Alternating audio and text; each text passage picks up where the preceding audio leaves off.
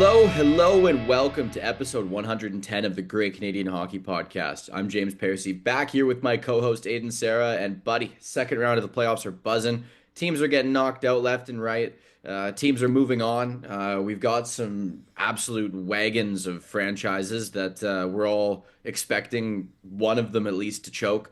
And we've got some Cinderella stories. But Aiden, let's talk us before we talk that hockey. We're important here too, right? Like, people probably come here to listen to stories about us, Maybe for like a few minutes. right? Well, okay. Yeah, like a couple Should we minutes set the of that. timer? I don't know if we need to set the timer because have the last couple weeks differed much for the two of us. I've been back in Maple Ridge, which is nice to be around home, but I'm in Calgary right now. Part of the reason I am is because James and I are finishing our first four classes, our first semester technically, of our Bachelor of Professional Communications from Royal Roads University, and it is the Wednesday. Our last day of the big intensive part is tomorrow, and that is what has prevented us from recording. Because James said it, we went before the first round. Really wanted to go right after the first round, but just everything coming together slammed us down, especially with the schoolwork. Especially because, like you said, there are already some teams that have been eliminated since they won their first round. Yeah, I've mostly just been diving in on school. That's been most of what I've had going on, but I did go to my first ever Vancouver Canadians baseball game last night. I've And heard superb things about the hanging out there experience, especially. $18 for a ticket, 75 cents for a hot dog on Tuesdays. A fantastic craft beer cocktail, like Texas style open keg barbecue. Like it's unreal. And the best part about it, regardless of the weather, regardless of the result, those are just bonuses. Every single person there is stoked to be there and having fun doing it. And it's so cheap because you've got 4 or 5 home games every 14 days. Like they're packing this thing, I don't know, 15 times a month on busy months. It is unreal. Every single person there having a blast. I walked up and they went, "You look like a first timer. Do you want a pin?" And I was like, "Yeah, I want a pin. Of course." I just realized I haven't even checked my 50-50 tickets from last night. I spent 40 bucks on that. Didn't even look at the numbers. But I should definitely consider taking a little gander at that. But yeah, man, it's a great time, and that's probably going to be my hobby this summer. I'm looking forward to going to a game probably once every 2 weeks, something like that. But in one of the best parts about watching sports this time of year is we get the odd weekend matinee game, so you can go catch a happy hour at one of your favorite bars or restaurants, and then they'll just have it playing on a tiny TV in the corner. And so you can enjoy watching sports in so many different ways. I will say, everyone I know has been talking about either preseason baseball coming up, or they've been talking or like early season baseball happening, or they've been talking about playoff hockey. Even among my basketball loving friends, I don't think I've heard anyone talk about NBA playoffs. Nobody has said a word. I don't know if they're happening. I don't know if they're not happening. I don't know if any teams are doing anything special, but I truly think the care meter for the NBA is so far in the toilet right now that like that league is going to do some kind of big remodel at some point. Yeah, it's a good point. None of the best players in the league are American, as far as I can tell right now. Either the two best players is Nikola Jokic, and then I don't remember exactly what the Canadian's name is, but that tells you how much I watch Shy basketball. Gilgeous Alexander, Yeah, there you go. SGA. Yeah. Yeah, Yeah. those two guys. So Yeah. maybe that's part of it. The Americans just don't want to watch people that aren't American play sports. In hockey, that can't possibly be the case because of the demographic makeup. But let's Dude, start. viewership numbers in NHL playoffs, before we even start talking about the playoffs themselves, viewership numbers are off the charts. We've been breaking second round records left and right. Okay, and again, I've seen this. It's almost as if, James, the broad appeal of international hockey the past 2 Februaries might have increased the popularity of the game. And if only people in hockey could have possibly foreseen that for the last 12 years where they did absolutely goddamn nothing about it. But dude, didn't you like those super cool All-Star games? No, No, no. really? You know Oh what? my I think the God. last All Star game that I like really loved was the original switch to the 3-on-3. Like I thought the that one tournament where it was like, oh, you play the 3-on-3 semis and Nikita Kucherov's doing all the fun tricks to score on Braden Holtby in the All Star game. Um, it seemed, you know what, James? I think my attitude towards All Star games has followed Nikita Kucherov's attitude towards All Star games because it seems like he was there having fun, and he's just got more sick and tired and bored and bored and boredom as it's gone on. Because remember, remember him just in the skills competition in 2024, like just doing absolutely nothing. Like it wasn't even a Sunday skate for him. Like he was sleeping, walking You through those know, drills. when the players don't care about it, I do really hope it's for a fun reason. Like rest in peace, one of my favorite players to ever play the game, Johnny Gaudreau. That one All-Star game, he very clearly had a night. He was out partying, having the time of his life with all of his buddies that he doesn't get to see super often, getting to be friends with people he doesn't have to compete against on a nightly basis in this scenario. And yeah, he had a blast. I'm pretty sure he was like on stage with like Loud Luxury or the Chainsmokers or something. And then the skills comp was the next day. And yeah, he was napping on the bench, but it was because he was burning the candle at both ends. He was having a good time. But then you look at Kucherov, I don't know what he was doing. I think he just didn't care. Okay, I also don't know what Nikita Kucherov has been doing in Game Sevens his entire career because how many chances did he have against the Montreal Canadiens? Let's start there. The Atlantic Division had probably the best series of the first round. Is that fair to say? The Tampa Bay Lightning and the Montreal Canadiens. It depends what you watched more. Honestly, there was so much hockey and I couldn't watch all of it all of the time. So it did depend what you were watching more, but those probably were the best games of the first round. It's pretty close, but Tampa Montreal was consistently fantastic every period. Yeah, I think the most important player of this series, I don't think this is too much of an original opinion, is Jakub Dobš. Because Andrei Vasilevsky, there was a couple times where Vasilevsky, again the remarkably high bar that we have for him, maybe he wasn't quite playing up to that. But there was a lot of the series where he was. There was a lot of the series where Montreal were having just as hard a time as beating him as anybody else that has come across him in the last decade of NHL hockey. But Jakub Dobš managed to match him stride for stride throughout this series, and Montreal also, it's got to be said, how hard would it have been to lose 1-0 in overtime in game 6 on home ice and then turn around, go to Tampa for game 7? Yeah. On the Kucherov comment, I do think it's worth pointing out that stat is only for game sevens, that chunk of numbers that we've been looking at. When Tampa won its two cups, very few of their series went to game sevens. They were often winning in 5 or 6 games. And I really, really think we should be looking at closeout games in general when we're looking at a stat like that. I mean, Tampa has been down 3-2 in a series, and he's put on a clinic in a game six before. So, like, closeout games and elimination games, I think his stats are quite a bit better. But when people are just looking at winner take all game sevens, I think we kind of lose the plot of what that stat means. I can remember once they beat the New York Islanders in 7 the second time. But that's the only time that sprints to mind. Now, mind you, this is two playoffs 5 and 6 years ago, respectively, and I'm not looking at a list. But out of the 5 series they played, technically, including the play-in one, um, yeah, or sorry, the 5 in 2020, the 4 in 2021. I think you're right. It was not very many game sevens.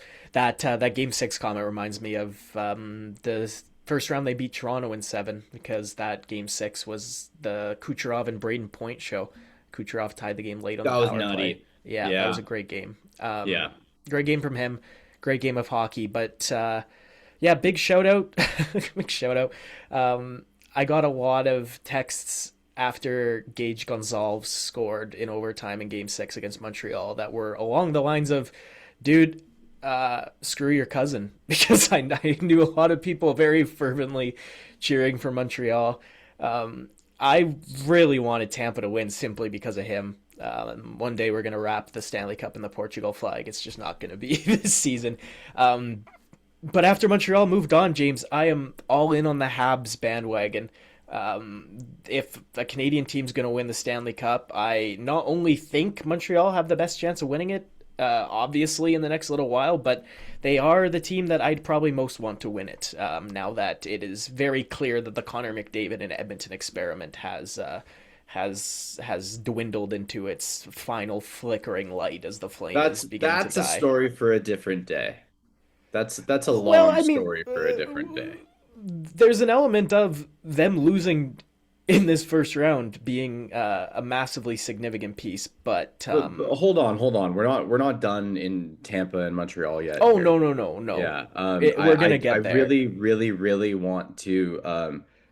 I don't think any of the people who speak like this online are listening to this, but Victor Hedman wasn't able to play in this series as a result of mental health reasons. He spent some time out with injury as well this season. I cannot speak enough to how your opinion on, like, you as a fan, your opinion on whether or not this guy plays is so irrelevant compared to the mental health of a human being and a father. It's just, it's so irrelevant. Like, your opinion should be kept to yourself, James, regardless of positive or negative. I just, I actually can't even fathom how ridiculous and psychotic these people are, because some of them, actually, a strong majority of them, weren't even Tampa fans freaking out online. It's not Tampa fans at all. The Tampa fans were clapping back at them. I've that's a actually cap. stopped looking in comment sections for the rest of playoffs because of this. Because I was just so blown away. Because Hedman penned a letter apologizing to the fans and the team and thanking them for understanding what he's going through. And then the response to that was like torches and pitchforks. And I was just like who even are you people? What is your problem? So yeah, I've taken a sabbatical from comment sections for the next probably indefinite period of time. I'm not all that interested in that anymore. That's fair. That's fair. There is an increasing amount of comment sections that are just flooded with bots. If people Dude, don't know, I would be way happier with the bots trying to sell me vacuum cleaners and porn than these kind of bots that are like meant to like make everyone pissed off and create clicks and engagement. yeah, I'm saying that the first bots are better, Yeah. but all the comments you read, I can safely assert are probably not from human beings. Oh, really? I would Okay. surmise that, yeah. All right. But again, that's actually so much a conversation for not this podcast. Go look up what Yeah, the dead totally. internet theory is if you guys want to learn about bots in comment sections. However, speaking of this topic, not quite in that capacity, James and I have done this podcast for however long now, at least 3 years. This is episode 110. I started in hockey in 2019. I was 16 years old. I have not stopped working in hockey since then. I haven't talked a tremendous amount about this, but like it's become so clear to me. And James, hockey's relationship with mental health is absolute garbage. It is horrible. It is horrible how dismissive some of the situations that people find themselves in are. It's horrible the attitudes behind closed doors. Again, let's. I'm gonna try and not use names. There's a captain of a hockey team who has a podcast with his brother, His goaltender had to miss time because of that this season, and him and his brother had their dad on their podcast, who was sitting there crapping on players who do this. At the time, it was his son's goalie. Now it is Victor Hedman, who is getting similarly dunked on. But I'm not just talking about players. I'm not just talking about professionals.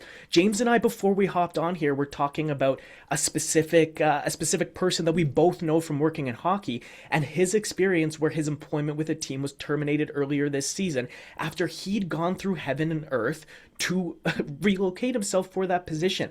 And my immediate response, and it is where I'm at with hockey, unfortunately, in general, is just that at the end of the day, he is in a world am in, and that world has consistently told me that it does not matter what you're going through. You as a human being is secondary to the contribution you make on paper or the perceived contribution you make to the people in charge.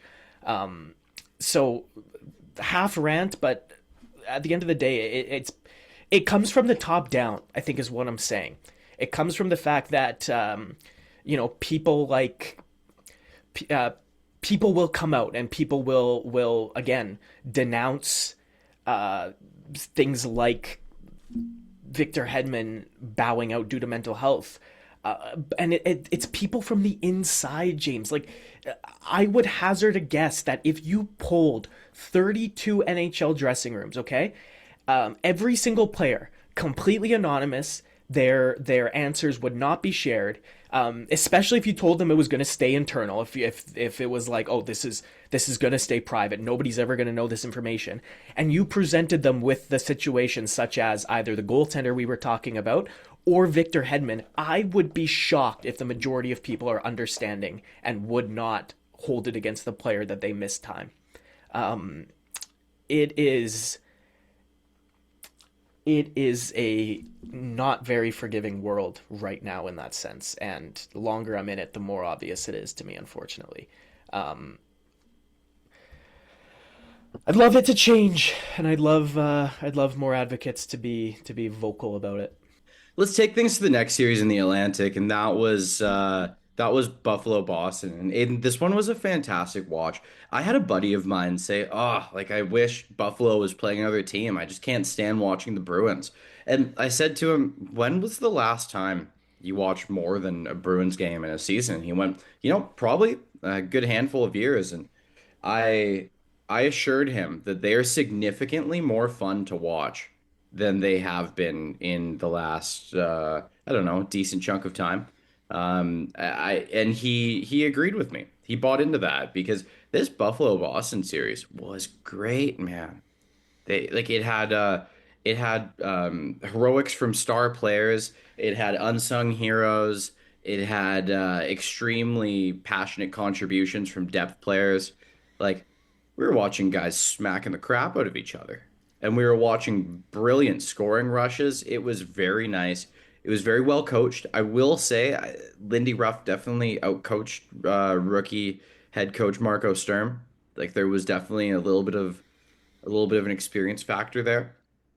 But I loved what I saw from both these teams to the point where I would have been happy to see either move on, and it made me excited to see what Boston can do next season. Like this is actually a fun team to watch in transition. The Bruins ended up losing this one in what was it, six? Yeah, Yes. Buffalo won in six. Yeah. But the series felt fairly close. I think there was one game with a lopsided score. The rest of it was pretty solid all the way through. And what'd you think of this one? Yeah, I mean, I was surprised you picked the Bruins from the outset. I thought Boston was going to push them a little bit more. I know Boston won two games, but it felt like a Buffalo series the entire time. Hmm. Um, it's good to see the city get their team. It's good to see like Alex Tuck. You know, he was the return in the Eichel trade, and he got there. He was like, "Oh, I'm psyched to be here. I wanted to come here. I'm from the state. I'm from northern New York. I'm from Jericho. I want to be in Buffalo." And he's played like it, and he's led his team into the playoffs like it. Rasmus Dahlin, Norris Trophy finalist, we'll get to that too, has been sensational, and Buffalo are getting the full experience of Zachary Benson and the absolute gem he is.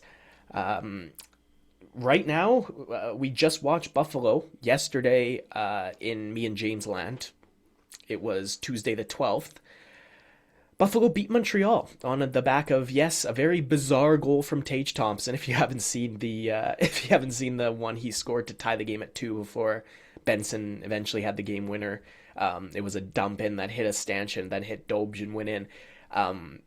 They get the bounce, they get the win, and all of a sudden it's 2-2 going back home. Montreal, to me, looked like after they won Game 3, I thought it was going to end up being a stranglehold. But not the case. Ukko-Pekka Luukkonen comes in, has a big game, and it's 2-2 through 4. Tage Thompson looking really nice in that series as well. Like Yeah, even which when is he's not good. producing offense, he looks dynamite. Yeah, because there was, yeah, I was much in the same way. I had I had Cole Caulfield down as a note as well because Yeah. both Caulfield and Thompson kind of going into Game 3, I was like, all right, I've seen you guys play, I've seen you guys on the puck. Do something on the scoreboard now, and I think I won a bet in Game 3, banking on both of them scoring because I was like, this is it, they're slump busting. Yeah, yeah, definitely, man. What are you thinking for a result from this series? I mean, as it stands, we're probably a game away from this, or a couple games away from this ending. I feel like one of these teams is gonna run away with it. As it sits, 2-2 series right now. But next game in Buffalo, I do feel like that has part of it. Home ice advantage would be fantastic to have in this one, as we know and get reminded of all the time. It's a staggering percentage of teams that win the fifth game when the series is tied 2-2 that end up taking the series. And I look to Buffalo to take that 3-2 series lead, man. I really think they will. I think it's Montreal. I You do. think or you want? Both. Probably Hmm. more the latter. Yeah. um, but I Your want. judgment is clouded, young one. Yeah, it's Montreal in 6 for me because I believe it is. And again, because at I do judge a lot in the playoffs on who's goaltender when push comes to shove in the time where you're in between the pipes thinking I cannot let in a goal. Period. It is the end of the world if I let in a goal. My team needs me to save every puck right now. Jakob Dobj has spent the entire playoffs handling that to me. He spent at least 4 or 5 games of the first round. Think about how many times he had to play in overtime in the first round alone against Tampa Bay. And as much as it sounds odd that I'm giving this Montreal rookie the power in his hand, I do think that we're going to see a very strong Jakob Dobj in the next 2 games. Worth mentioning as well, James and I are recording on May 13th. It's Wednesday evening. Right now, the Minnesota Wild are playing against the Colorado Avalanche. We'll talk about it later in the podcast as the score continues to materialize and update. But the day this comes out is May 14th. Montreal plays in Buffalo and Vegas plays in Anaheim. So by the time you're listening to this, these questions might have been answered. But James, where does this series end in your books? Is it Buffalo? Is it Montreal? Is it 6 or 7? Buffalo in 6. Oh, okay. They're going to turn around and win in Montreal. Yeah. They're going to carry momentum because, contrary to popular belief, sometimes momentum does go game to game. People always say that. People always say that in NHL playoffs, momentum is only within a game. It is not game to game in the series. That's not true. I don't know what else. That's just simply and flat But out it's not like true. proven Stanley Cup winning NHL players with multiple rings that are saying this. Yeah, yeah, I understand. But it, And they think we're idiots for thinking otherwise. yeah, I think there's almost the element of And me that's coaches say this too. yeah, there is almost the element of me that's like when you're playing in the game, like game to game, you're playing in every game and you're embarking on the game as its own thing every time. You and I have maybe the benefit, the perspective, maybe it's just the naivete of looking at a situation like, well, we can take a step back and we can say, this team finished the series with this record and then carried this record into the next series. I don't think it's a coincidence that Philadelphia, again, Carolina was superior to them. We're going to move to the Metro now. But I don't think it's a coincidence that the second round between Carolina and Philadelphia went the way it did after Philly were outplayed hard in the last 3 games of their series against the Pittsburgh Penguins. It was not surprising to me at all that, again, I know Carolina is better than Philadelphia. I will not accept that the momentum carried over from the first round had no impact on the way the second round went. I don't know if I call that momentum. I call that wear and tear. That's just mileage. But outside of that, are we diving into Carolina Philly now? Well, let's. It's not going to take us very long to get through Carolina, Ottawa, so we might as well. I think we can just breeze past that. They Yeah, swept them. It yeah, they ended. did. It was Sorry. four straight. See It ya. was it was quick. It A was couple quick of and it was those good games were night. really close. Yeah, A couple of those games were like a bounce away. But the thing is, this Carolina team, led by a second line of Taylor Hall, Jackson Blake, and Logan Stankoven, are absolutely bonkers right now, dude. They are insane. They drive play. They are crazy on the forecheck. Jackson Blake is like a honey badger out there. I've heard 2 of his interviews recently. Like all he believes in is banging bodies and getting pucks on net. That is a throwback NHL player. I mean, obviously, it's his father having been that style of player in the NHL must have something to do with it. But and then Taylor Hall, just a man revitalized. He's finally in the perfect system for his career. And then Logan Stankoven had a very, very quietly dangerous end to the regular season. I think the end of the regular season, his last 15 or 20 games were crazy, around a point per game, a lot of goals, and that carried right into playoffs. They are crazy right now, man. Just momentum. crazy. I know, I know. What a concept.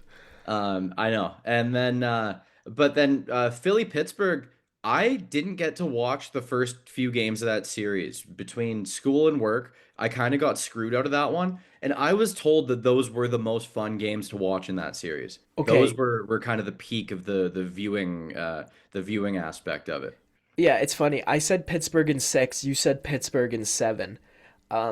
If you had told me, okay, if you had told me before the series started that Artur Shilovs was going to play 3 games and Stuart Skinner was going to play 3 games, I this is in retrospect. I can say all I want to say in retrospect. I would have told you exactly how this series was going to go. I had Artur Shilovs winning 2 of 3 against Philly. I just had him doing it twice, but instead they put in notorious playoff piece of Swiss cheese, Whoa, Stuart whoa, whoa, Skinner. whoa, whoa! He's had some Like, crazy series. yeah, he's had some crazy games within series. Yeah. Again, you can have a crazy series if you play 5 of 6 games very well. You can play 3 games very well in a 7 game series. I'm not considering that having a crazy series. But it's not a coincidence to me that they go down 3-0 with him in net. They turn around. Artur Shilovs wins the next 2 and then plays like an absolute demigod in game 6, only beaten from a shot from the point through traffic, which is the shot that always seems to beat Artur Shilovs. But he was so good, and I do think that that it was the mistake of the coaching staff that cost them that series because Artur Shilovs, big game god, truly. Between the NHL playoffs, the AHL playoffs, and the bronze medal he won with Latvia at the World Championships a few years back, he brings it in big games. He's the best of himself in those big games, and good for Philadelphia. Good for Porter Martone and Sean Couturier. The way they started that series, the first 3 games was awesome. It carried them forward. I thought Sean Couturier continued to play at the top of his game. Porter Martone fell off a little bit. Unfortunately, as Martone fell off, Zegras and Konechny were kind of coming up. Oh But no, they hit the rookie wall. That yeah, happens, really? Oh. He wasn't just Zegras, going to be a point per game and carry them to a Stanley Cup? Really? Zegras and Konechny were coming up, but did not play, did not do what was required against Carolina.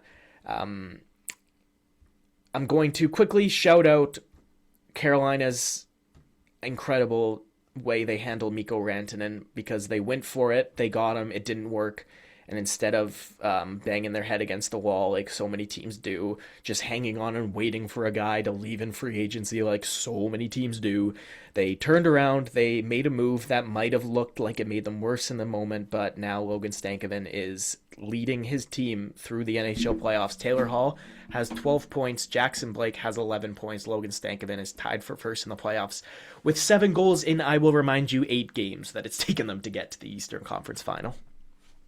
Yeah. Yeah. That is that 8 games, Aiden.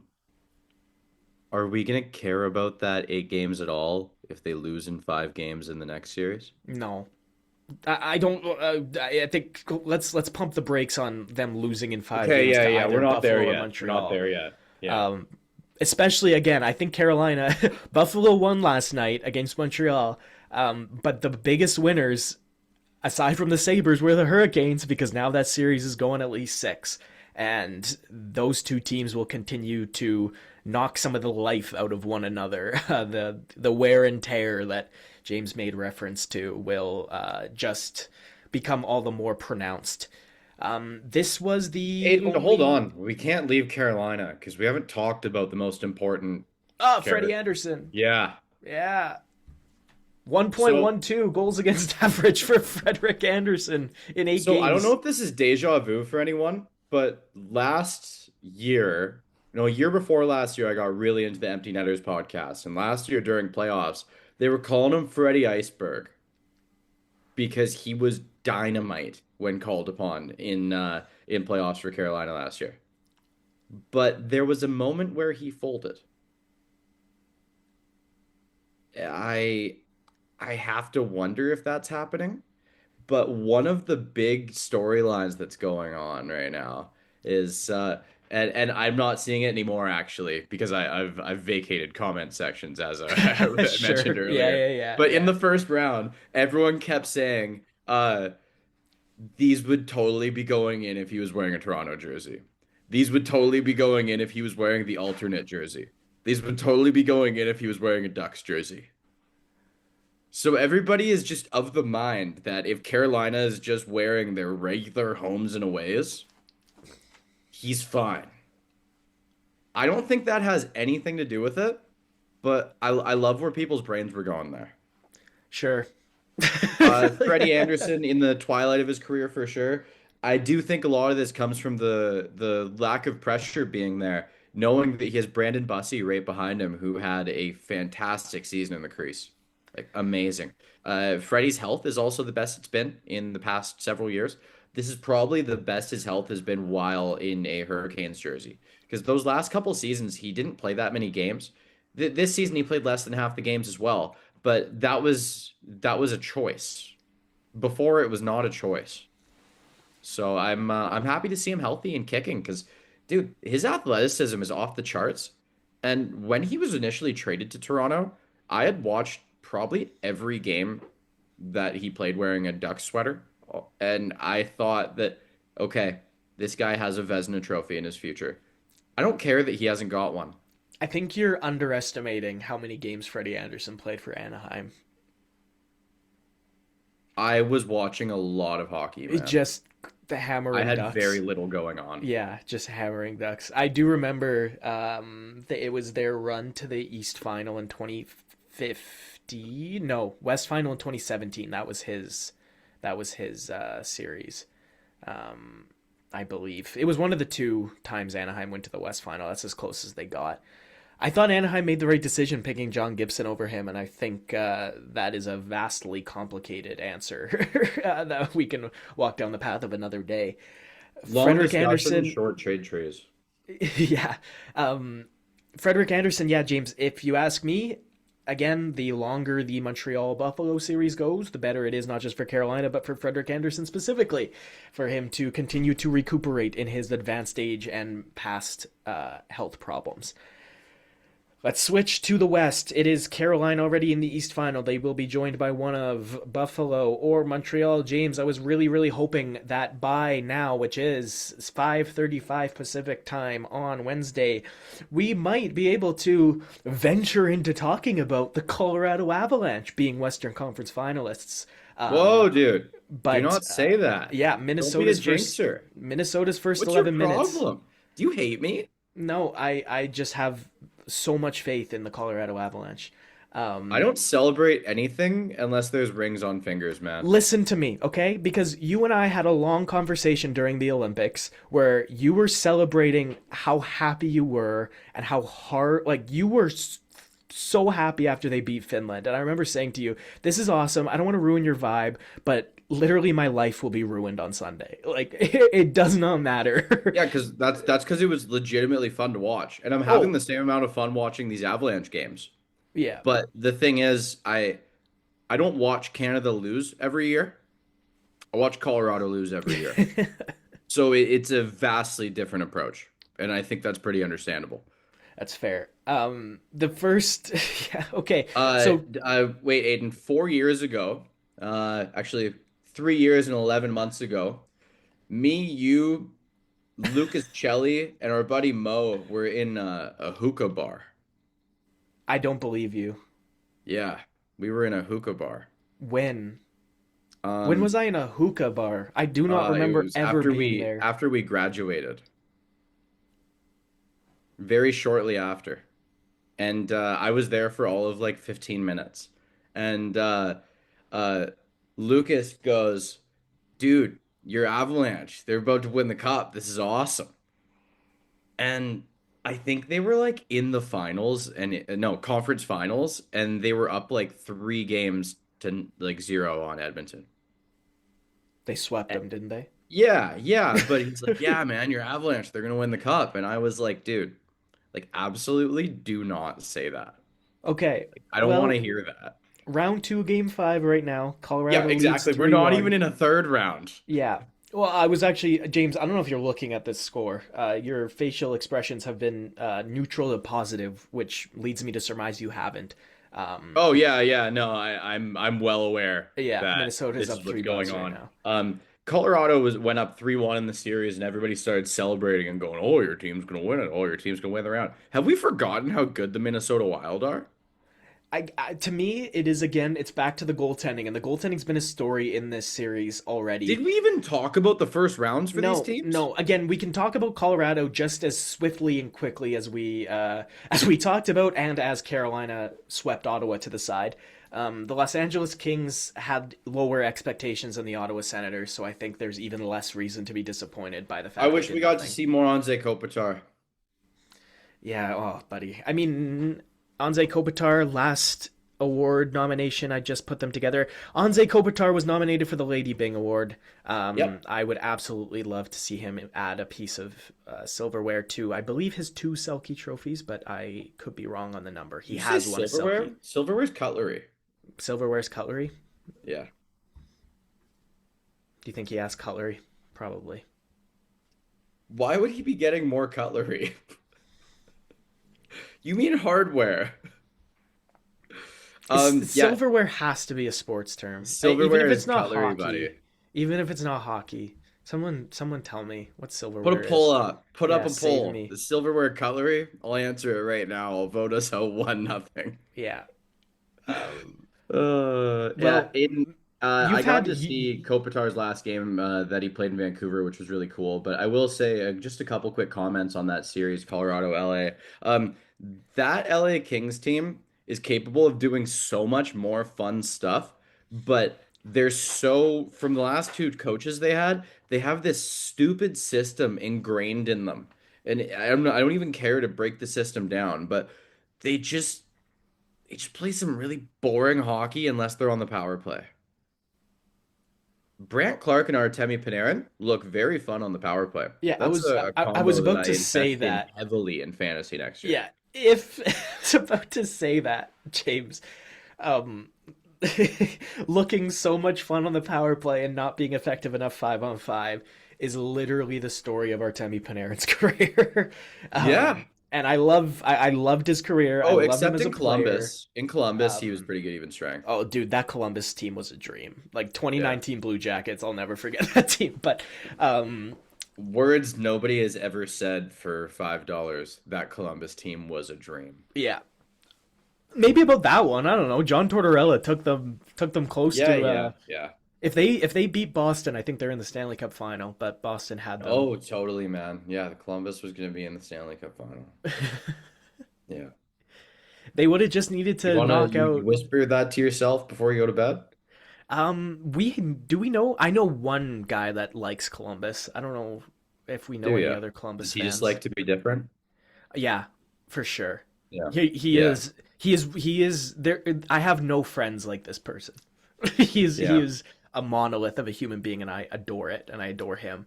Um, There's always Dallas, one guy who Minnesota. likes to be different, and he's like, "Yeah, man, I'm a really, really big fan of the Arizona Cardinals." No, you're not. No, you're not. Okay, here's what I'll quickly say. People in Alberta like to do the snowbird thing to Arizona, so they might actually be Cardinals fans if they're Sure. around here. Dallas, Sure. Minnesota. Can we? I Yeah. had more faith in Dallas. I said Dallas in seven. It ended up being Minnesota in six, which is what you said. You were right about that. Um, to me, the first four games of the series was dead even, and then the wheels fell off the stars. Realistically, In what that's were as your much as I three got. keys to the your three keys to the Stars losing? What went wrong? I've got one for you right off the bat. The same Jake thing. Ottinger wasn't the Jake Ottinger that they needed him to be. They No, needed he him to be the wasn't. best goalie on the planet, and he did not do that. He Okay, didn't even get close to that. I was gonna say, even if they didn't need him to be the best goalie on the planet, they needed him to be just as good as the 21-year-old in the other net, and he wasn't. Um, and that is crucial in the outlook of the series. The other thing, dude, the offense from the top end guys just stopped Yes, coming that's at next five on up. five. It was the same thing. It was the same thing as the Kings, where like again in the first four games of the series, I had no problem at all. Like I know they were doing the majority of their damage on the power play, but I still thought the top end guys were playing well five on five. The last two games of the series, you did not see Robertson or Johnston or Hintz or I mean, Nico Miko Ranson was awful, but we know why. He was playing with I think what a broken ankle or something, a fractured bone Yeah, in his foot. yeah, he was doing some like real hardo stuff. Yeah. Yeah. So Aiden, if I'm looking at it, I think the Stars needed to ask Wyatt Johnson to be 90% as good as Matt Boldy. They needed Rantanen to be 90% as good as Kaprizov. And they needed Heiskanen to be 80% as good as Quinn Hughes. And they needed Robertson to show up.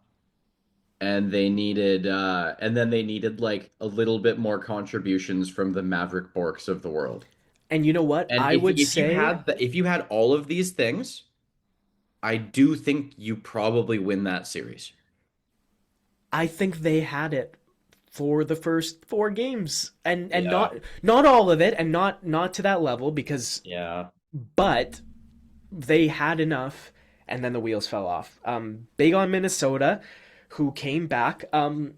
James, the 3-0 Wild lead has been reduced back to 2-0. Michael McCarron's goal, I think, has been chopped off for either offside or McCarron's a goaltender wuss. interference. Michael McCarron's going to get paid this summer, dude, but that's a Michael conversation for McCarron is another day. a big scared giraffe who likes to think he's yeah. I'm not I'm not impressed with Mike McCarron other than his hockey ability. His hockey ability is fantastic. Okay, right after we go through the Pacific, Aiden's going to get even more butthurt about something to do with his team than James just did there. So I'm not going to call out the fact that I'm not going to call out the Okay, fact that. no, no, no, no, no, no, no, no, no, no, no. Mike McCarron specifically said, "I'm glad you didn't get kicked out of the game" to Josh Manson, and then followed that with the equivalent of "I'm going to kill you." Okay, And then hold on, and then he didn't go near him the rest of the game. So why are you making that threat? And then in a playoff game, you're not even approaching this guy. I saw him dodge him on the forecheck. that's fair. That is Again, so you know fair. what? And you were like The the biggest, scariest looking dude in the series. okay, Josh Manson, after what he said was Yeah, the manimal. Yeah, the acceptable to me in that the I wasn't trying to butt end him in the face. I was trying to punch him in the face, and my stick was there. I yeah. understand. That is one of those things though that I see, and it. There are some automatic things in my head that like check a box. I was like, oh my god, that's a 5-minute major. Like, that's Okay, a five the minute one game. thing that really pisses me off there, oh, dude, he totally deserved to go to the box. But I really, really don't like how this has been the playoffs of, and I hate that we just started talking about this during the Avs series because I've actually felt like this in most series. This Yeah. has been the playoffs of the ref didn't see anything, and then the players complain for 2 minutes straight, and then they're like, oh yeah, yeah, sure, sure, we could do that. Yeah, yeah, okay. We'll bring the whole situation room in there. We'll cut down the game by 5 minutes, make you wait forever, and then we'll come up with a penalty. There was no call on the ice. Sorry, dude. Get Yeah. over it. James, what you're saying, you couldn't be more right. And it applies to literally every other hockey game in the playoffs so far this season. I think Buffalo Montreal had one last night where I was like, "What are you looking at? There, you didn't call a penalty. You did not call a Dude, I saw a penalty." ref's controller Like, break, and then like yeah, they he put the batteries back in, and then he's like, "Oh yeah, yeah, yeah, yeah. There's something here. I got you. Don't worry." I'm sure, like, I know I've been on the outside of like an industry or a job or a thing looking in and thought, I could do that. I could do that better than some of these people are doing that. That's part of being a student at times. But you know who I empathize with? Every referee that wants to be reffing playoff hockey that isn't reffing playoff hockey. Because based on what we've seen, yeah, you're a lot better. It wouldn't take much to be a lot better than this. And again, the calls that they're getting right is because they have a 4 to 6 person conference and then throw on a headset for 5 minutes. You watched any ESPN? No, is PK Subban? I saw PK Subban got a birthday cake. I saw it in the No, background, but that's not what I'm yeah, looking for. I'm looking for if you're watching ESPN, if you're watching ESPN and Dave Jackson hops on and breaks down the yeah. penalty. He goes, "Oh yeah, that made sense. Ref made a good call there." And then you just see his face blank staring at a wall for about 4 seconds, and then they bring it back. And then Messier's like, "Yeah, sure, sure. You really popped F3 on that one, and you really did the thing that made sense. It was really good. It was really smart and intelligent. You really look at that guy, and he's a smart, intelligent guy he's gonna bring you to the Stanley Cup, and he's gonna make those right decisions. It's really, really good and smart." And then I flipped the channel to something else. That's fair. Yeah. More than fair. But you know what? I would tolerate it all if they would just paint Stanley Cup playoffs on the ice instead of have the graphics. I'd tolerate everything. I would be perfectly fine with it all. Have we reached this part of our playoff analysis where I just start complaining about every part of it? I was gonna say we've reached the part in our podcast where we are openly very much upset, and for good reason that they don't paint Stanley Cup playoffs on the ice anymore in the offensive zones. Dude, you can Um, keep the helmet ads. You can keep the jersey ads. Paint the ice. You know why they don't paint the ice? So they can fit more ads. So you can project more ads on the ice throughout the game.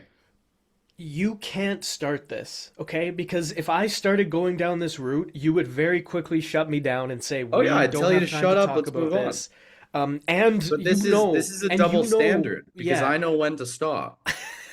I know, but you know that you check a box of money interests superseding players and fans' interests, and I will not shut up. So I'm going For to sure, for sure, for sure. refrain. But I'll there is a way. refrain. We have the technology for them to be able to paint the ice and still put the ads on the TV screen. Yeah, I mean, to me, honestly, to me, It takes there 5 extra minutes. We've got the tech. there's no excuse anymore for overdoing digital ads now that you have the digital advertising Easy, boards. That's what I was gonna say. easy. The digital ad boards should have been the be all end all.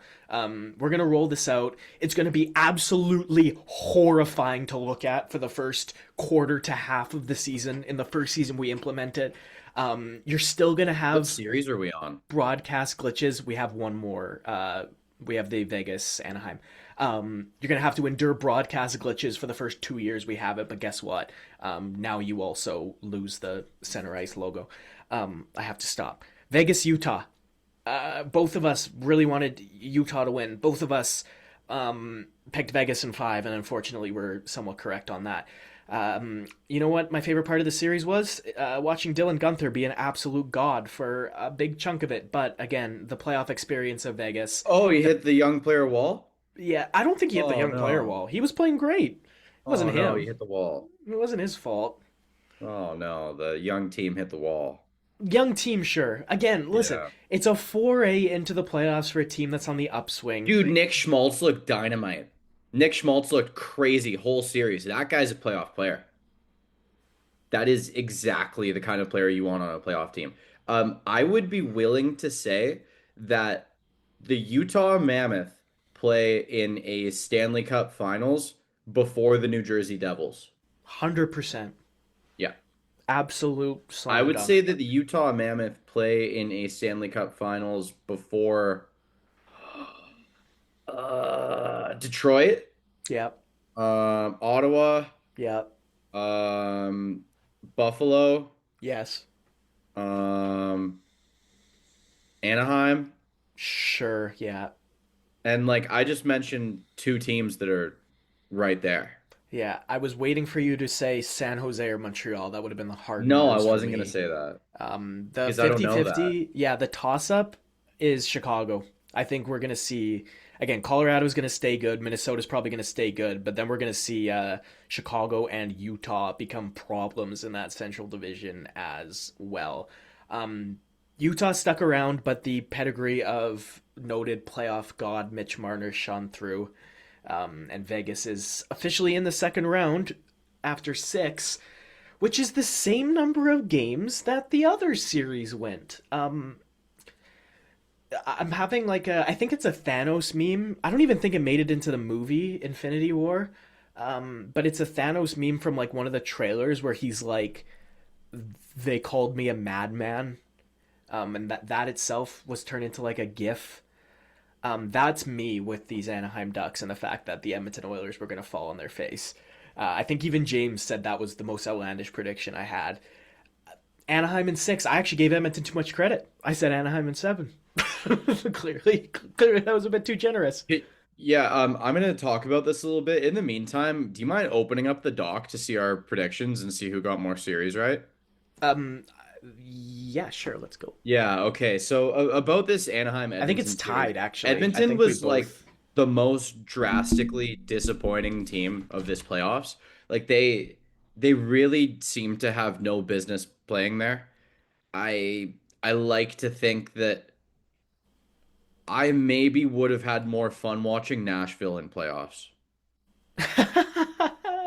Okay. Dude, I think Ryan O'Reilly, Philip Forsberg, UC Saros, and Roman Yossi would have put up more of a fight. That's fair. I think that Nashville has better depth than the Oilers. And they Listen. traded all their depth at the Okay, deadline. hold on a sec. Let's give the flowers to the fact that To randomly who? Who gets the Kasperi. flowers? Vasily Podkolzin? Yes, Sure, actually okay. correct. Whoa, Vasily that's not the Podkolzin. depth. That's a core piece. And that okay, if that's the case, then yes, it is a sad state Ooh, of woo, Matt affairs. Savoy had a hat trick because Draisaitl or McDavid or whichever one of them was out. Dude, I don't care. I really don't care. Didn't some guy, David Tomashek, have a crazy game at the start of the season and then leave? The Like start of the you can season, have yeah. a talented dude put up some numbers next to a guy for a game or two, but like that team is not a cohesive unit. Chris Knobloch, I don't know what's going on there. Like his coaching doesn't seem to have any discipline in it whatsoever. It's like, yeah, guys, go out there and do the thing. And then in the post game presser, he goes, "Yeah, I don't really know what we were missing tonight. I think that we just need to have a little bit more pressure up the wall and lean on our guys a little bit more. I think there's a lot of talent on this roster, and we have exactly what it takes to get the job done. It just wasn't in the cards for us tonight. So next time we're gonna go a little bit harder off the glass and in and expect a couple changes. But we believe in our guys and we believe in the squad. And Bush was out there moving the puck, and you can't deny what Leon does with the puck, and the goaltending was strong and the fans were loud. So we believe in it all, and we've got this. So we'll see you guys on Tuesday night, and we'll get the win. We know what we got to do. Can you listen to another one of those press conferences? Because I can't. I just did. I'm like I'm I You know, listening to 70% of coaches do a regular season presser is probably the most mind-numbing thing ever. Okay, Knobloch's also the most NPC coach I've ever seen, though, to be fair. Dude, I know nothing about him other than he coached McDavid and Jr. and he Well, always has a fresh fade. I think that's all that it took to get the job. Quite frankly, like, I don't want to be that guy, Who but is his barber and why are um, they on call daily? okay, so the not What Edmonton does he do Oilers other than get haircuts? listen to Tell Connor me right McDavid now. tell him exactly what to do with the hockey team. I have a somebody I worked with who's an Oilers fan who has explicitly told me that Connor McDavid will never lead a team to win anything. Um, That is a wild statement to say when the guy was absolutely bonkers in the last couple Stanley Cup finals and they were down 3-0 in one of those finals and he went Superman and they got to a game 7 and lost purely based on fatigue and the Florida Panthers just having a better neutral zone system. you're right, but Was that I is wrong about any of that? no, but that's entirely a time will tell from this point out, right? Oh, Um, no, no, no. They probably missed their chance. It's probably yeah. over.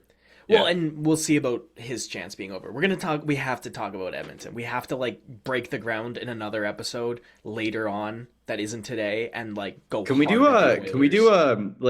a franchise mode-esque 2-year retool of the in hypothetical format of the Edmonton Oilers on a podcast?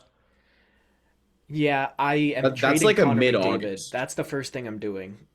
That's like a mid-August Yeah, podcast that we yeah. pre-record when we have absolutely nothing going on. I don't know how much we're gonna have going on in August, to be honest, dude.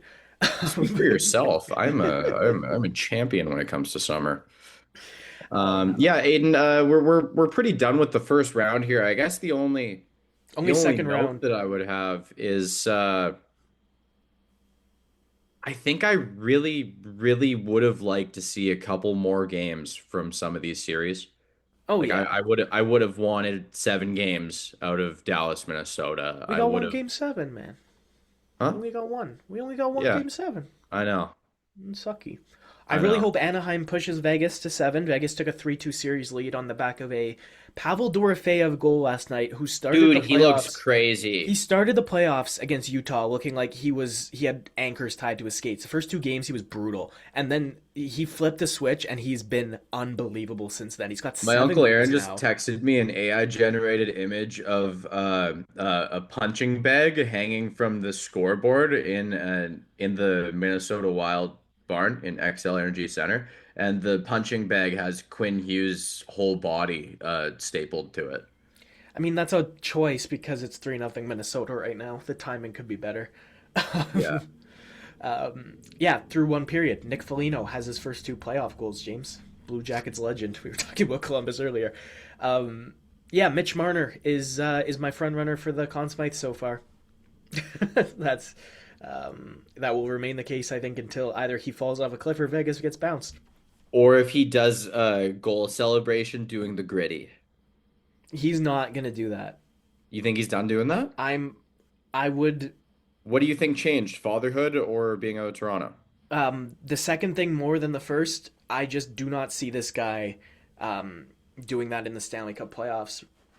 I I need to he's be very he's clear not because pulling it it out. was brought up in our hockey pool group chat because people were going, "Why did anyone ever hate this guy? I don't get it. I don't understand." And you know what? Like I have heard every single person I know make fun of Mitch Marner before. So I don't want to hear I don't know. I always stood by this guy. I don't know why anyone ever made fun of him. People Okay. made fun of him because he had entitled frat boy nepo baby Yes. energy. Yes. That's Yes. the whole Yes. reason. Okay. I don't know if it's the whole reason. That is by far the most justifiable reason, and the people who were arguing that were the only ones that had very much credence to me. Dude, he is the most show HL guy in the history of ever. Yeah. Um, we'll see. We'll see how this goes for him moving into. Mark Stone is still out, is he not? I haven't seen any update. He was out the last game, He didn't play last game. Yeah, and I he haven't seen had anything new.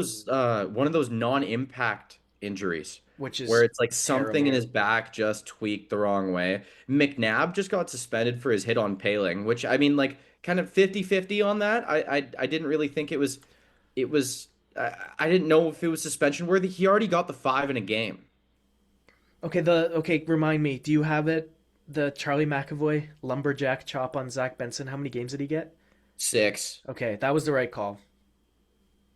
It was They're, one dude, game. buddy, they were 2 weeks late on that. They I know. announced that 11 days after it happened. What are they doing that made them so busy that they couldn't do that? Okay, Please tell I have me. an idea. Okay, so sorry, is your question what were they doing that took them so long? Yeah. Okay, you haven't seen Better Call Saul. There's a whole compilation, okay, where he's rigging like bingo balls with like a die that's magnetic for them to come up through the tube. And so if you're asking me what the NHL was doing in the interim period where they couldn't do that, I'd say they were rigging a ping pong ball bingo kind of machine like that because James, the NHL draft lottery happened and the best possible scenario for Gary Bettman unfolded as such. For the second time in again, Macklin Celebrini was not considered a generational talent at the time. For the second time in two generational talents, a big market team from outside the top two has won the first overall pick. It smelled bad when Chicago won Bedard over Anaheim and Columbus. Toronto was fifth. San Jose was like 11th. James.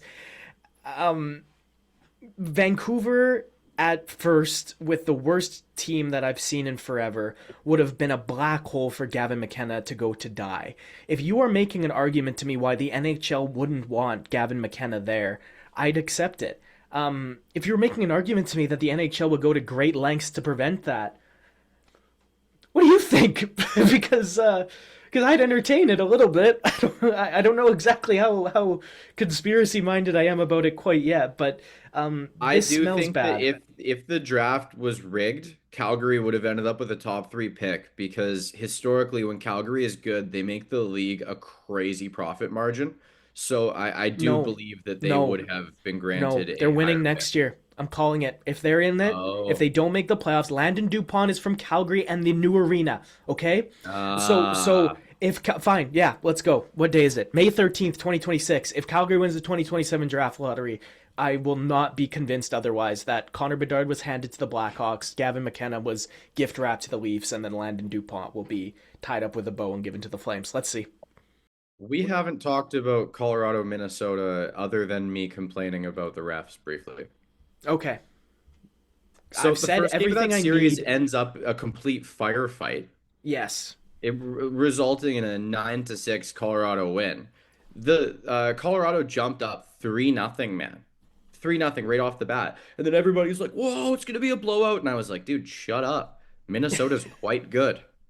Like I don't know why anybody's celebrating early. And before you know it, it's 3-3.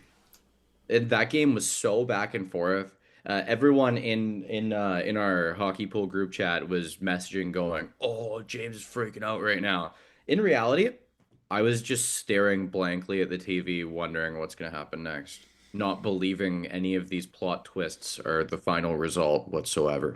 Um, I have I have been in multiple situations where I have to leave the house during this series, and I end up being late to going wherever I'm going, and I just park my car and I play the game in the car. I put my phone on its little prop kind of propped up thing that my case does for me, and I hook it up to Bluetooth, and I start rocking. I will say, on vehicle speakers, the bass from the crowd pops, it's kind of annoying, overwhelming, but also exhilarating.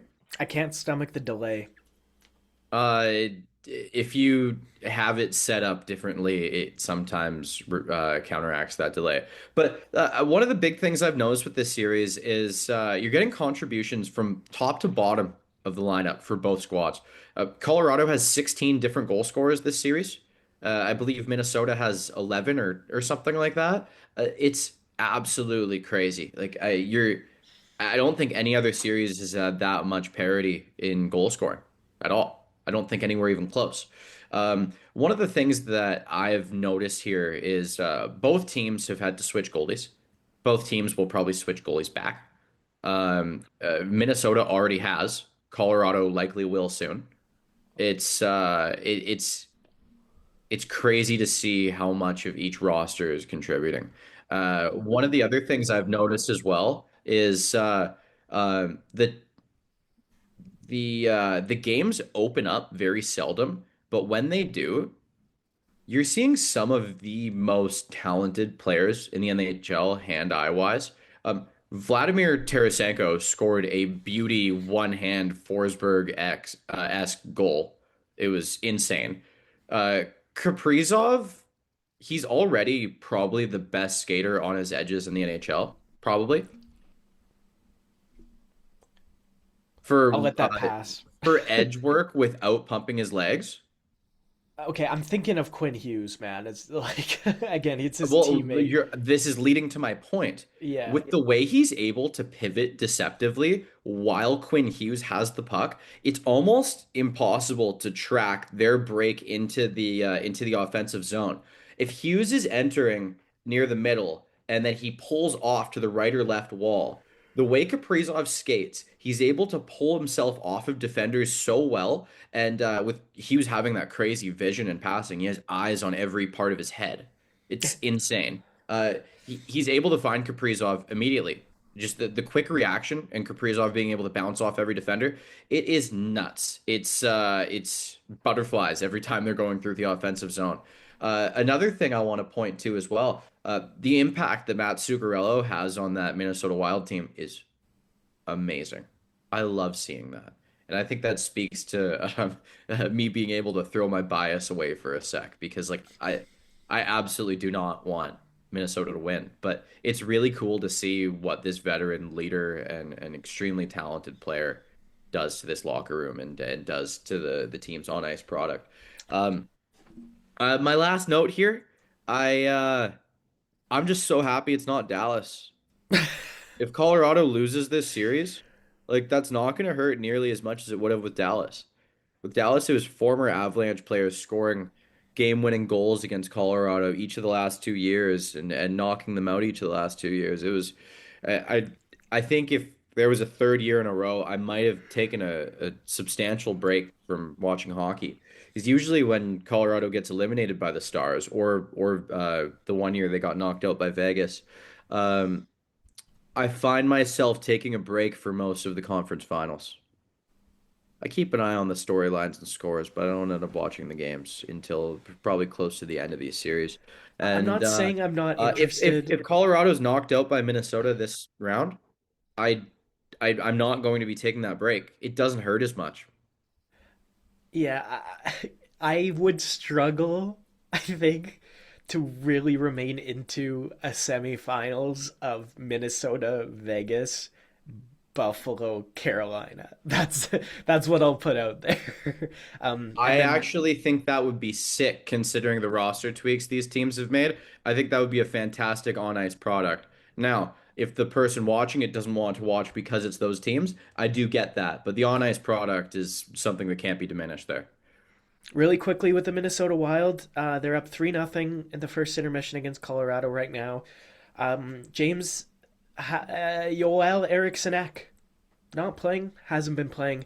If Minnesota are able to pull this series back to 3-2 tonight, um, Eriksson Ek's potential presence in a game 6 or 7 will also be And massive. Brodeen. Actually, what's the I think Brodeen's not coming back. Isn't No, I that isn't don't that know. Yeah. Well, listen, Minnesota have played their third pair like Eriksson Ek didn't 8 minutes travel a to night. Colorado or practice. Yeah. Um, Hunt and Petrie have played like 6 shifts in the whole playoffs. So, Brodeen was not an option. No other update other than lower yeah. body. Okay, so we forayed into draft lottery. I thought we were going there, but James, finally, I've done what I needed to do about the lottery. I've stated my case that we will know for sure if there's a hands in the soup situation if Calgary gets Landon Dupont next year. Sure. Um, In mock draft, now that we know the teams are Toronto, San Jose, and then Vancouver in the top three. That's one, two, and three. What are your top three projected selections? Projected, I think San Jose is going to pick Chase Reed at two. That is half. Dude, I couldn't agree more. Yeah, So, there's but an you didn't say element. one. McKenna's going to go one, and Frank Saravalli reported that that's not 100%. I don't think it's 100% either. No, I don't think it's 100% either. But I would be shocked if they don't, right? Like, um, I would be shocked if they don't. I think it goes McKenna. I think it then goes Chase Reed. I am not personally saying I think Chase Reed is the best defenseman in this class. I am not personally saying I would take Chase Reed over a couple of the guys, a few of the guys that are going to go after him if he goes second overall. I just think the fit for San Jose is there. They picked best player available last year with Michael Misa instead of reaching for a defenseman. They don't need another forward right now that fits into the mold of a bunch of forwards they already have. And that means that Vancouver will take Ivar Stenberg third overall. To Nah, dude, me, they're gonna do something weird and off the board. ugh. They're gonna be like, and with the third overall pick, Tynan Lawrence, Okay, and you're gonna so puke. yeah, No, if no diss on Tynan Lawrence, but like if Stenberg was available at three and they didn't take him, listen, like I think Aiden would quit. yeah, that would be hard.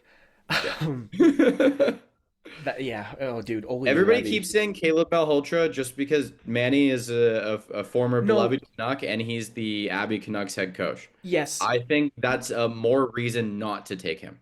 okay. I don't know if I'm gonna agree with the premise behind the reason not to take him. But we have to go quickly to Vancouver to get some context here. It looks like after a lot of deliberation, as of right now, it's trending in the direction that Ryan Johnson will be general manager and head of hockey operations for the Vancouver Canucks. He's been an AGM there for years. He was involved in building the Abbotsford Canucks' team that won the Calder Cup last year. It looks like Henrik and Daniel Sedin, which is awesome, James. It's great that they again if the tea leaves are correct, it looks like they might actually like co-share the position of president, which would be the most Sedin's thing to happen. If not, it will be one of them's president, one of them's VP, just like they both couldn't go second overall in 1999.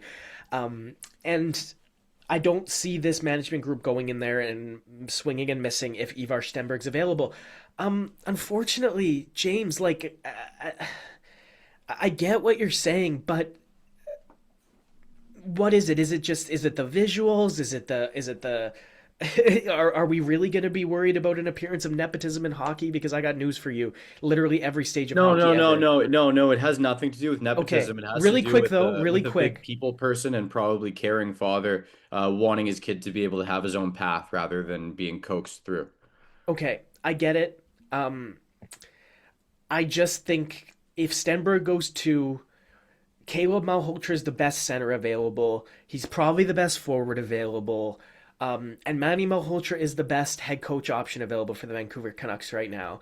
And as at the end of the day, James, what like Manny Malhotra gets hired, and Caleb Malhotra is not playing next year, which means he's going to have 1 year either in college or back in junior hockey. Probably in college. I think that's probably for a guy that's 6'2" and big. He'll likely do the Porter Martone. That's my opinion. No matter who drafts him, frankly.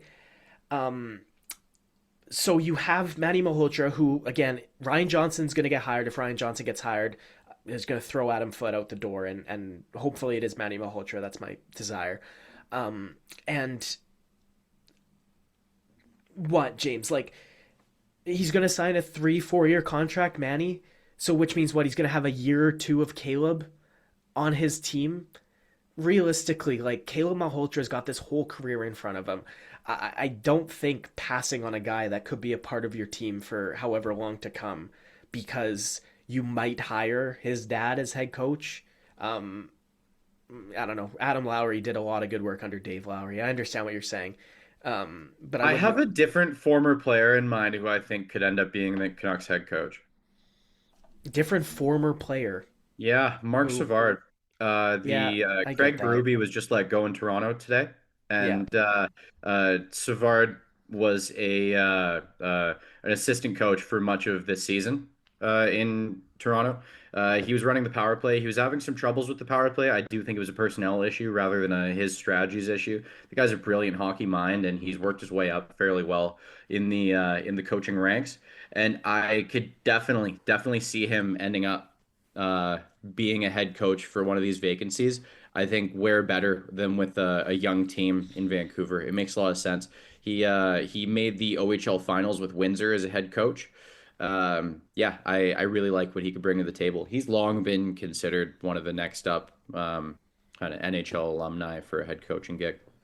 If Marco Sturm didn't just get Boston, I would have had Yeah, that thought. yeah. Really quick, in defense of in defense of Mark Savard's power play, everybody needs to acknowledge that Mitch Marner was the focal point of the power play. Austin Matthews was their most lethal scorer, but Yeah. Marner's creativity ran the power play. When Steven Stamkos left Tampa, that power play looked like a chicken with his head cut off. I know Darren Radish had a great season this year, and he was amazing on the power play. But they tried to just swap Radish in for Stamkos like for like, and it looked absolutely horrifying in the It first little worked while. fantastically once they figured it out. Yeah, but they couldn't just do that, and I think Mark Savard losing Marner and needing to try a bunch of things to adapt Yeah. sewered his chances of success there. More quick reports. Quickly, one more out of Toronto. Austin Matthews met with John Chaika earlier this week. I don't think it's a coincidence that Craig Berube left after one season with the team, right after Austin Matthews had the meeting with the general manager. Take that as you will. Also, he might wait until, quote, after free agency to decide on his future. That was reported on 32 Thoughts, I think, yesterday. Elliot Friedman and Kyle Bukauskas touched on that. We'll see. Again, I think Toronto, much like Edmonton, is going to be an off-season deep dive for us. PWHL expansion. Let's go. Really quick. Three more teams. One of them is in Calgary, which sucks, but makes sense because they have no arena for them to play in yet. Is it It's two two? more teams. Yeah, Who yeah. am I Hamilton, missing? Ontario, and Las Vegas, Nevada. Detroit, bro. Didn't Detroit get a team? Did not see that. Buddy. Listen, I thought I introduced. Yes, ninth team. Come on, brother. Little Caesars Arena will host PWHL Detroit next year as well, which is cool because, again, as much as the concept of an American Canadian border town is Oh, becoming, Detroit had already been announced. That's what it was. okay, Today's okay, announcement was those two teams. okay, yeah. Yeah. Um, concept of an American Canadian border town is becoming a scarcity and a myth, but Detroit's right there, Hamilton's right there, and Toronto's right there. So it'd be cool to have like a little tight rivalry group. There's already a lot of teams on that coast. You've obviously got Montreal, you've obviously got Ottawa, you've obviously got Boston, but now even Toronto, Hamilton, Detroit group has formed there.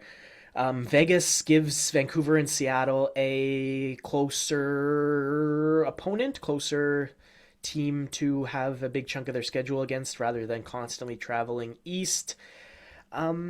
James Hamilton was for a long time in discussions about an NHL team and putting a second one in Toronto in the same manner that New York has too. It hasn't happened. I understand why it hasn't happened, and I think this is the test run for that, frankly. Nice. Yeah. I like it. I like it a lot. Where do you want to take things next? You want to talk awards? We've had a lot of award news over the last little while. They kind of sprinkle it throughout NHL playoffs a lot more than they used to. Yeah, and I think that's even evident in today because, again, much in the same way that we saw the finalists trickle out, we have our first winner to have come about. Um, Matthew Schaefer, James, not only is the Calder Trophy winner, okay, 198 votes were cast for the awards. Matthew Schaefer was ranked the number one rookie on 198 of those 198 ballots, which is something I cannot remember the last time it's happened that we had any unanimous award winner. So huge for Matthew Schaefer. I agree with it completely. James's third was much higher than my third. I am an absolute. I don't want to use like a term I will have to bleep out. I adore Alexander Nikishin.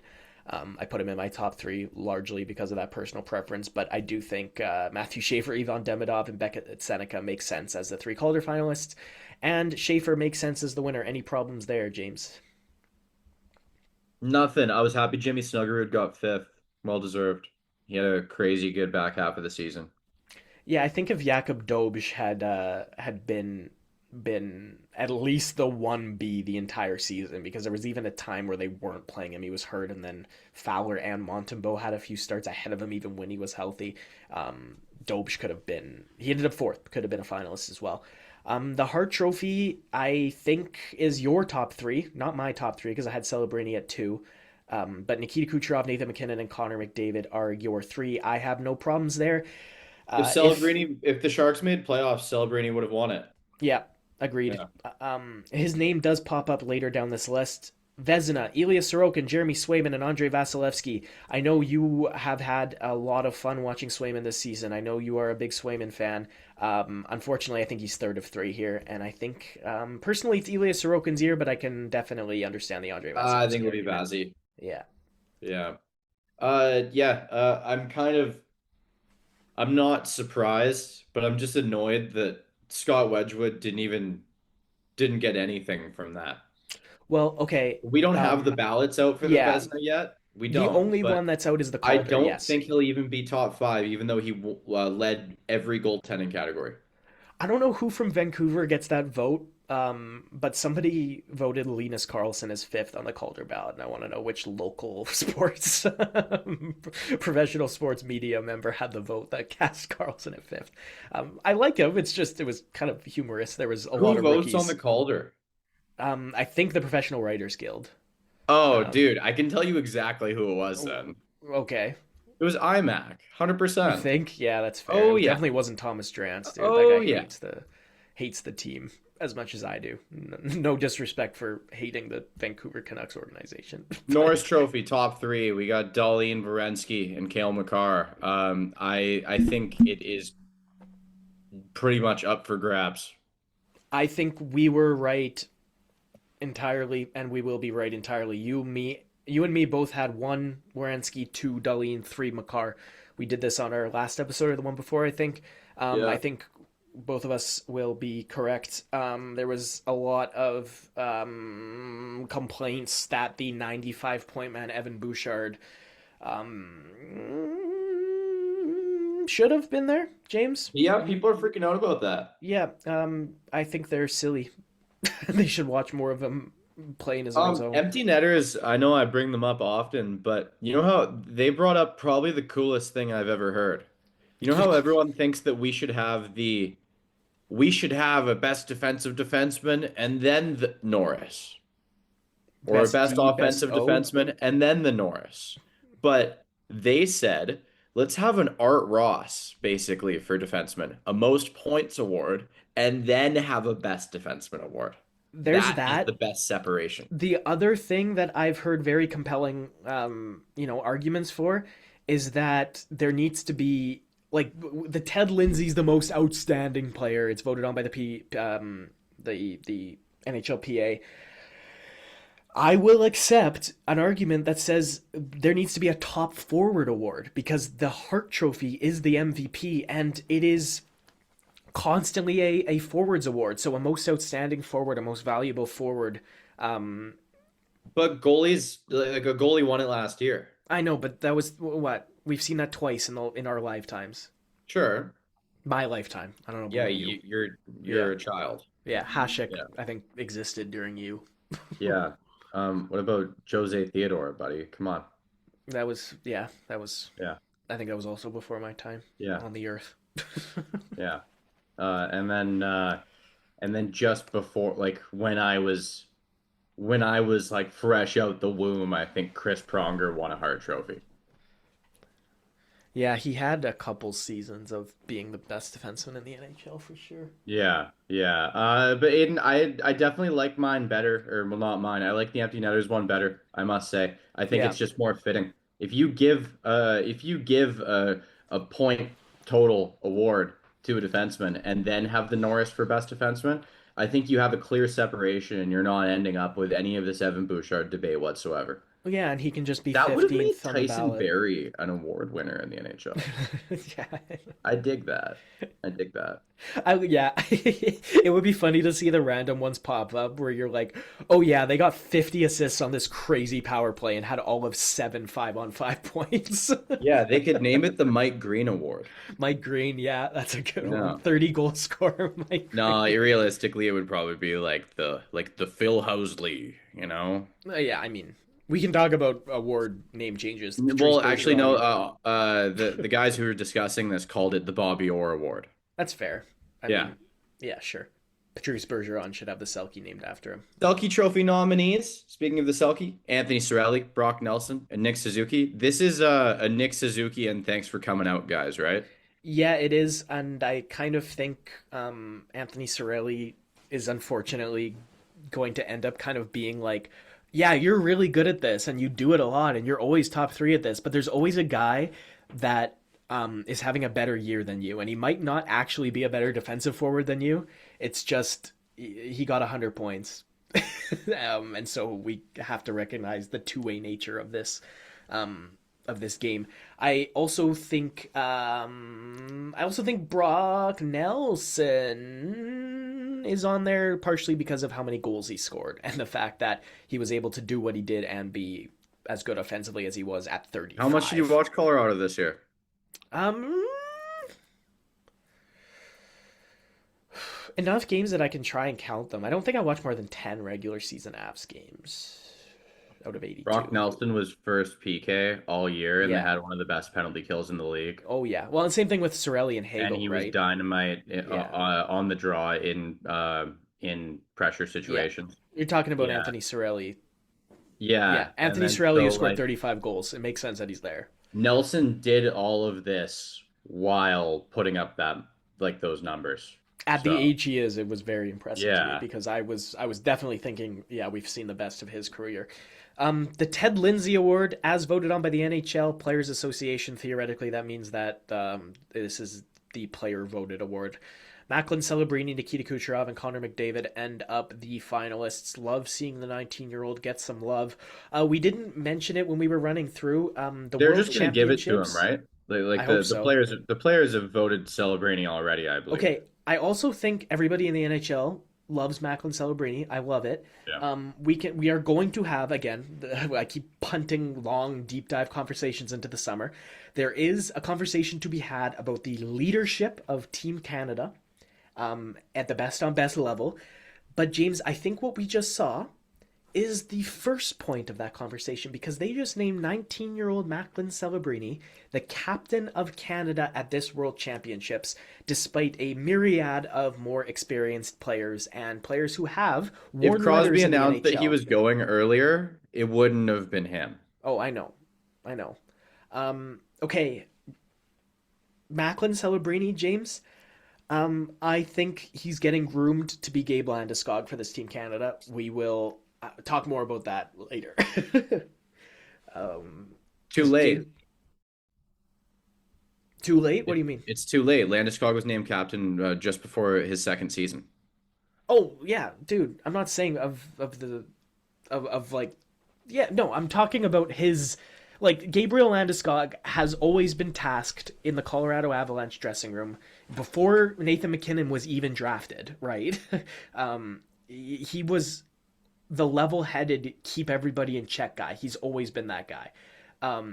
And I think about a Team Canada with guys like Nathan MacKinnon is going to be the main leader on this team, and he's never been good at that, right? And it's just the reality of whom Nathan MacKinnon is that like MacKinnon needed Crosby on the bench next to him, Bark, right? bark, bark. Yeah, yeah.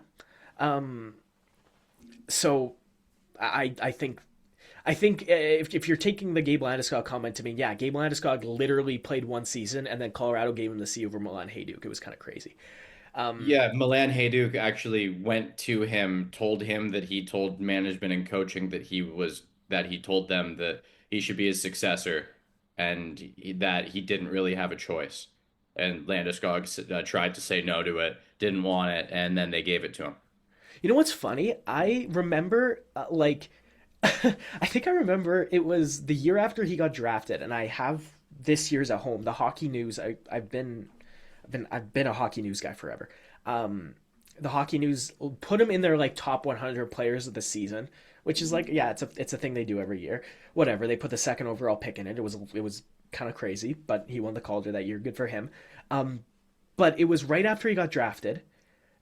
He hadn't played a game with the NHL yet, and they actually wrote in like as one of the three sentences in the thing where they were ranking him in the low hundred or in the low 90s, low 80s. They wrote like, "Oh, this guy's the captain of this team. This guy is going to be captain sooner than you think." And I remember reading that when he was like fresh in the NHL at 18. And Didn't they then make him captain of the Kitchener Rangers at 16? I don't remember. I'm not positive on it, but I think they may have. I think he was playing for the Kitchener Rangers when I was 9. Um, Right. Lady Byng Award, Anze Kopitar, Cole Caulfield, Jackson Lacombe are your You nominees. were That you is, were younger than 9 for sure because I was 12. yeah, there you go. Math Yeah. from there. I knew he was a 2011 pick. I was 9 in 2011. No, I was 8 in 2011. Whatever. Lady Byng, Cole Caulfield, Anze Kopitar, Jackson Lacombe. That Math is is not mathing. the most sportsmanlike player award. Listen, my birthday says 2002, but you do the math as if I'm a 2003 every time, and sometimes that gets scrambled in my head because Yeah. I just do math based on birth year. Yeah. Um, I hope Kopitar wins it. Caulfield and Lacombe. This is kind of like a It's Kopitar going to win it. yeah, Like let's yeah, let's let's be real here. It's a travesty if he doesn't. yeah. Class act. Always been a class Yeah. act. We talked about PWHL expansion. We are an hour and 33 minutes into this, which means, James, we have gone through this massive rundown in pretty much the exact amount of time I'd hope it would take us, best case scenario. So, do you want to talk fantasy or trivia? Or Well, do you want to tell me about the in show or in our movies? fantasy gamblers roundup, because you need to know when to hold them, you need to know when to fold them, and know when to walk away. Buddy, you got to know when to walk away. The fantasy season's over. If you're coming to this podcast looking for Okay. fantasy advice right now, I implore you to go see your therapist. Uh, Like this is it's over, buddy. You got to have listen. hobbies outside of fantasy. I Oh, love dude. fantasy hockey as much as the next guy, but our entire fantasy hockey group chat is freaking out that I'm not turning on Oh, I off-season was about to trades right say now. that. Okay. Like Also, I've complained to you about like things like the league rules before, and I've just kind of learned that you do what you can, and like I even saw more about, oh, you have to turn on draft pick trading earlier next year, and I'm like, I asked James this like 4 times. we have He's talked about this publicly six stated times this. this You year. It's can't not do an it. option. Yeah, I think I Yeah. saw that pop up again, where it was like, oh, Yeah. I wish we could trade this. It's like, And then whatever, I whatever. responded saying, "Well, in 2 months, I'll tell you again that I still Yes. can't turn it on." Okay. Yeah, let's talk shows and movies, Aiden, Yeah. because I am in my transition into a summer mentality right now, and it's my yearly re-hop into watching Entourage very casually. This is, as I've talked about before on this podcast, it is the ultimate buddy show. This is four guys navigating the trials and tribulations of being a rising star in Hollywood in the early 2000s, and all the fun that comes with it. It is the ultimate crew of dudes and guys that contrast each other fantastically. It is a show that they could not make today. Take that as you will.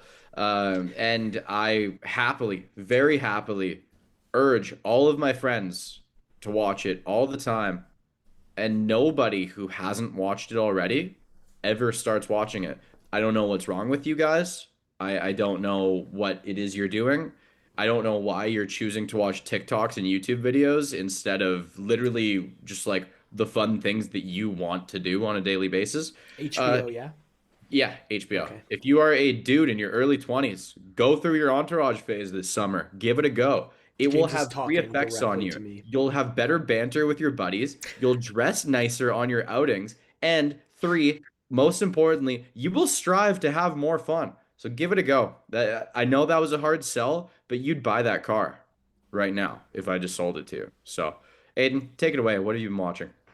You would clock very soon, very early in the interaction, that I did not have money to pay for any sort of car you were trying to sell me. That is the Buddy, end I'm of still that trying to sell it to you. hypothetical. I'm trying to rope you into ruining your credit and going into massive debt so I can gain a small amount of commission.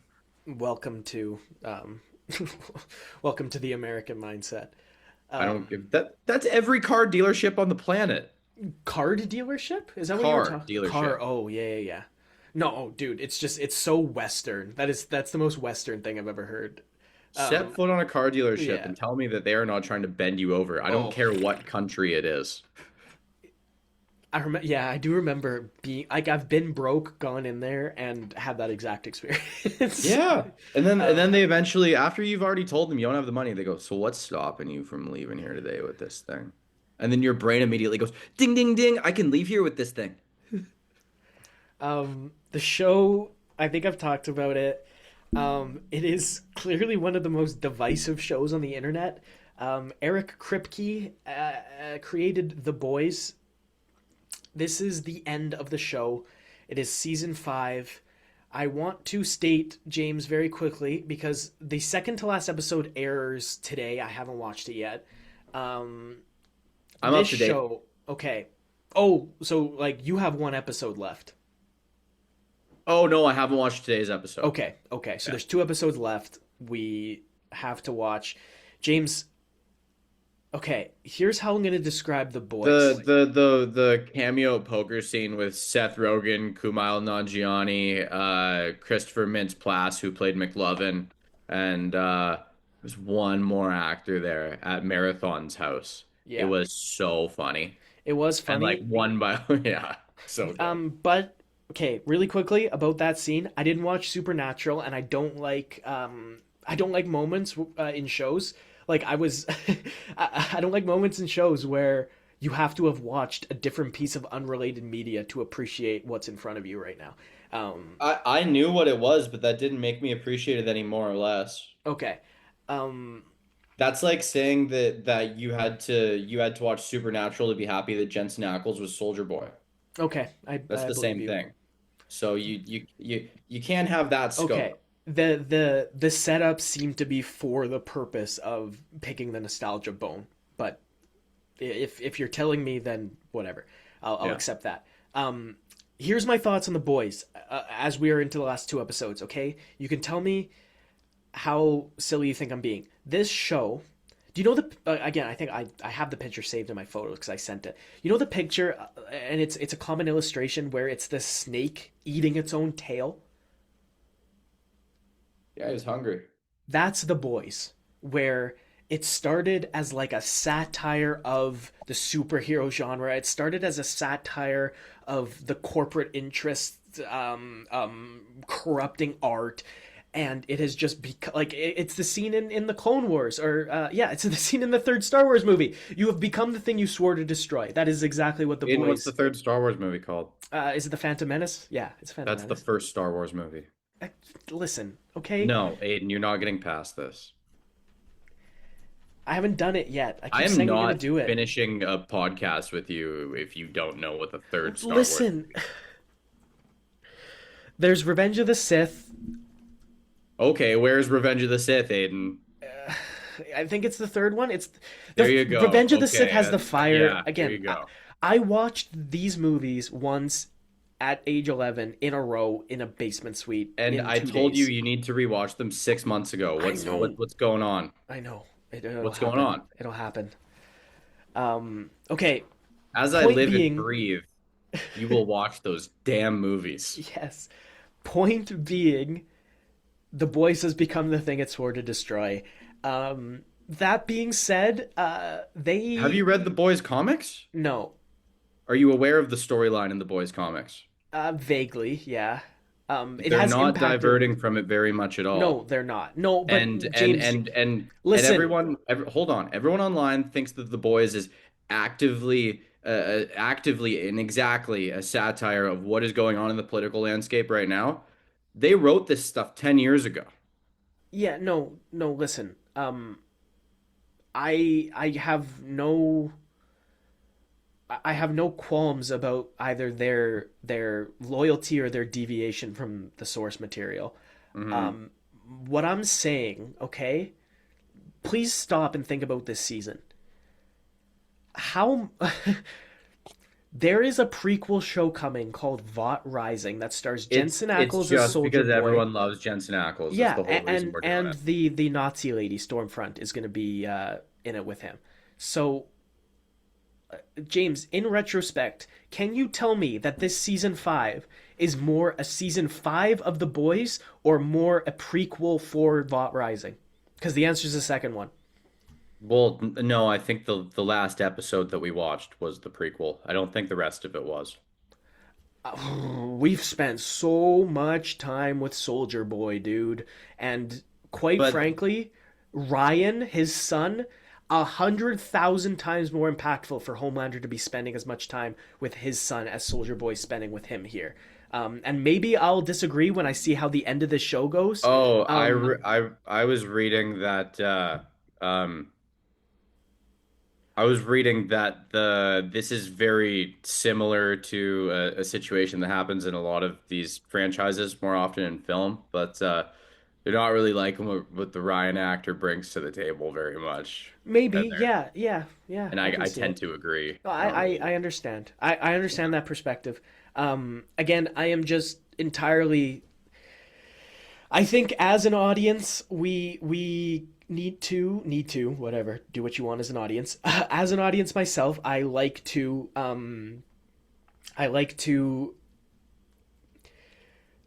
advocate for the art, and the art is not shamelessly trying to segue the end of a good TV show into a prequel for another one because you want the franchise to keep going. That is the exact thing that this show spent the first 2 seasons making fun of everybody who has ever done it for. Um, so anyhow, that's my thoughts. However, the boys, Watch you for kind of the end of said it. it. Watch for the end of it. I know how the comic books end, and I think you may end up being pleased with how it ends. Yeah, yeah, I get it. And I could tell you right now that prequel show is going to be awesome. Yeah, I hope so. I liked Gen V season 1, and then season 2 was the exact same thing as season 5 of The Boys, and season 4 of The Boys, frankly, where it was clearly written more for not that season. It was clearly written like, Gen hey, V always served its purpose. It was always supposed to be exactly this. okay, but it did it Yeah. because we've watched 6 episodes of the 8 of season 5 of The Boys, and literally the most cracked out, overpowered superhero that could possibly be available to the Resistance exists in Gen V, and we literally have heard her name, I think, twice. In the entire first 6 episodes. So I don't know if it served its purpose because I think its purpose should have been to actually integrate it into this season, including, like, again, loudly and for the record, the most powerful force against the big evil, the most Yeah. powerful one they could possibly have. We haven't seen her face once. She's a phenomenal character. Liked her a lot. Really bought in. Really got invested in her story in the first season of Gen V. Where's Marie? Because Gen V's done. That's the answer. Gen V's over. It got canceled. That's why we haven't seen Marie. That's It why we're didn't seeing get all of canceled. It Soldier didn't Boy. get canceled. It was written as such to only have 2 seasons. Yeah, Yeah. Being canceled, whole different ballgame. yeah, yeah. You're right. I don't think there was a season 3 planned. No. Anyways, I love the show. I've been a fervent defender of the show, and especially a You hopped fervent on late defender. too. Yeah, yeah. After season 3, I think I like it. I like what they did with it. I like a lot of the satire. The humor is largely, again, the over the top nature of some of it is right up my. You haven't even brought up my one gripe of the show. Okay, well, I'll give you the floor to end off. Um, my big point is they have become the thing they swore to destroy. That is that's it in a nutshell. Go talk about the show. The main character of the show was Huey. Yeah. And now they've that's the one way they've deviated from the comics so hard Okay. because Well, and Huey then is no longer the main character and has okay, not been for like 2 seasons. okay, but then that's where the ending is going to deviate as well. Because what I understand about the ending is that Huey is integral to the end of it, and integral to For the sure, but result. Yeah, my gripe's not really there. My gripe is just that like his screen time the last two seasons has been mostly filled with him gasping or making facial expressions in a comedic manner. That's Yeah, it. I care so much less about the characters' relationships with their parents than it seems like the show wants me to care. Oh, but that's a big focal point of the comics too. Yeah, yeah. Yeah. I did not need in this season five to see Annie make amends with her dad. I very much think the plot line with her and her mom was perfect. It was exactly as it should have gone, where she's like, "You drugged me as a baby. You decided this for my life. You made dad leave. I hate you." Like that makes a lot of sense, and we had time for it. I think at the time, I just don't think we have time for it anymore. This week is the second to last. Next week is the series finale. It's being shown in movie theaters, I think. Oh, Interestingly enough, I know. Amazon has that power Yeah, now. They yeah. do that. They do But that kind of that's thing yeah, now. yeah. That's it. Yeah. Anything else, my friend? Um, get out and enjoy the sun. Yes. Like if you're a podcast listener and you watch them on TV, on YouTube, or on your laptop, quit doing that. Put on your headphones and go for a walk outside and give it a listen. It's that time of year we're all too sedentary and we don't move enough and we're way too glued to our phones. I've seen it more than ever over the last little while. Just get out and listen to your podcast outside if you really need to be on your phone that bad. I think that's all, Aiden. We'll touch base with you guys soon. Third round. We'll be in touch. We look forward to the next one. I had a good time. You had a good time. Maybe, just maybe, we might even play trivia next episode. We Ooh, will. ooh. So without further ado, let's roll that outro. Thanks, guys.